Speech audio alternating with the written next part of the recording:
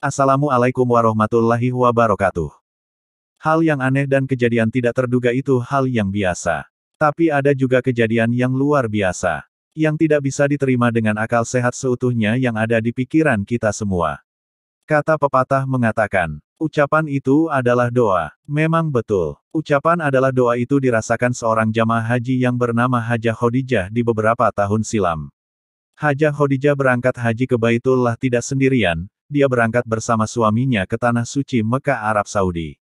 Di awal cerita, di waktu itu Hajah Khadijah bersama suaminya termasuk jamaah haji nomor urut terakhir, maka dia dan suaminya mendapatkan kelompok terbang terakhir. Dikarenakan dia dikelompokkan jamaah haji kloter terakhir maka semua rombongan jamaah haji tersebut mengawali syarat dan rukun hajinya dari kota suci Mekah terlebih dahulu. Setibanya di kota Mekah, Hajah Khadijah dan suaminya beserta semua rombongan jamaah haji yang lain, ditempatkan di kamar hotel masing-masing. Mereka semua tidak diperbolehkan tidur di kamar hotel dengan lawan jenis.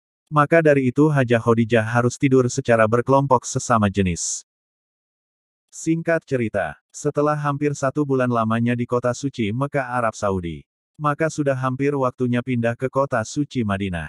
Kemudian ketua rombongan memberi pengumuman kepada semua rombongan jamaah haji, bahwa besok lusa semua rombongan akan dipindahkan ke kota suci Madinah, dan besok kita akan melaksanakan tawaf wada, atau tawaf akhir. Ujar ketua rombongan. Sementara itu Hajah Khadijah dan suaminya tidak mendengar kabar, karena di waktu pengumuman itu dia berdua sedang berada di Masjidil Haram. Setelah dia kembali ke hotel yang dia berdua tempati, teman-temannya memberitahu kepada mereka berdua, bahwa besok lusa, kita semua akan pindah ke kota suci Madinah. Mendengar kabar bahwa besok lusa akan pindah ke Madinah, lalu Hajah Khadijah bergurau pada temannya itu. Terima kasih ya, atas infonya.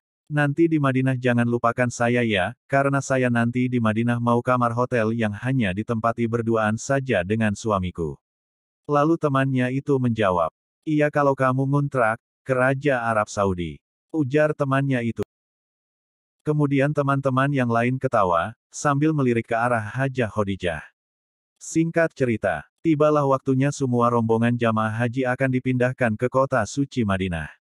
Kemudian semua para rombongan jamaah haji naik ke atas bus bergiliran. Setelah semua rombongan jamaah haji tidak ada yang ketinggalan. Kemudian, bus berangkat menuju kota suci Madinah. Tidak lama kemudian, beberapa jam berada di atas bus. Akhirnya alhamdulillah tiba juga di kota suci Madinah Arab Saudi, yaitu di Masjidin Nabawi. Setelah menyampaikan salam dan memanjatkan doa kepada Rasulullah, lalu semua rombongan jamaah haji dipersilahkan masuk ke dalam hotel penginapan. Tidak lama kemudian, ketua rombongan mengumpulkan semua para jamaah haji di satu ruangan, untuk didata. Singkat cerita, di kota suci Madinah, peraturan berubah. Sewaktu di kota suci Mekah, tidak diperbolehkan tidur sekamar dengan suami istri. Kini di kota Madinah diperbolehkan tidur satu kamar dengan suami atau istri. Kemudian, tibalah ketua rombongan membawa lembaran kertas kecil berisi huruf dan angka. Kemudian ketua rombongan membagi-bagikan kertas itu ke ketua kelompok. Sementara Hajah Khadijah mendapat bagian kertas terakhir. Setelah kertas yang berisi nomor kamar dan tempat tidur itu diperagakan pada suaminya. Ternyata kertas itu berisi nomor angka 3, berarti kamar yang akan ditempati Hajah Khadijah itu berisi 3 orang. Sementara itu teman-teman yang lain, sibuk mencari dan mengumpulkan teman yang akan berkumpul dengannya, dan ada juga yang sibuk mencari dan mencocokkan nomor kamar yang akan dia tempati. Sementara Hajah Khadijah dengan suaminya menunggu giliran sisa-sisa teman yang akan berkumpul dengan dia. Sementara di ruangan penampungan itu sudah kosong. Dan tidak ada lagi teman di ruangan itu.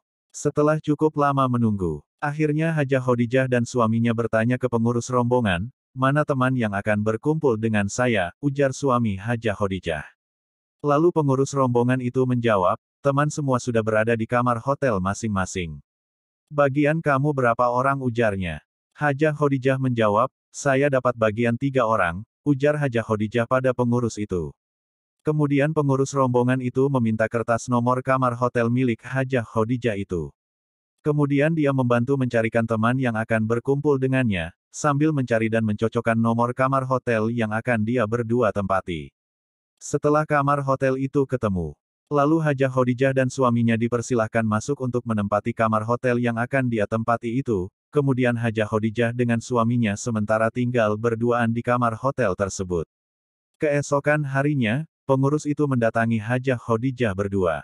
Memberitahukan bahwa dia tidak menemukan teman yang akan berkumpul dengannya, karena semua sudah mendapatkan kamar hotel masing-masing. Kemudian, keesokan harinya lagi, sampailah ke telinga teman-temannya yang pernah berkumpul di kota Mekah itu, bahwa Hajah Khadijah bersama suaminya tinggal hanya berduaan di kamar hotel yang dia tempati. Dan keesokan harinya lagi, semua teman-teman yang menjadi penghuni di hotel tersebut menjadi tahu semua. Dan tidak sedikit teman-temannya yang ngata-ngatain ke Hajah Khadijah dengan suaminya. Sementara dia sendiri berkumpul dengan banyak teman.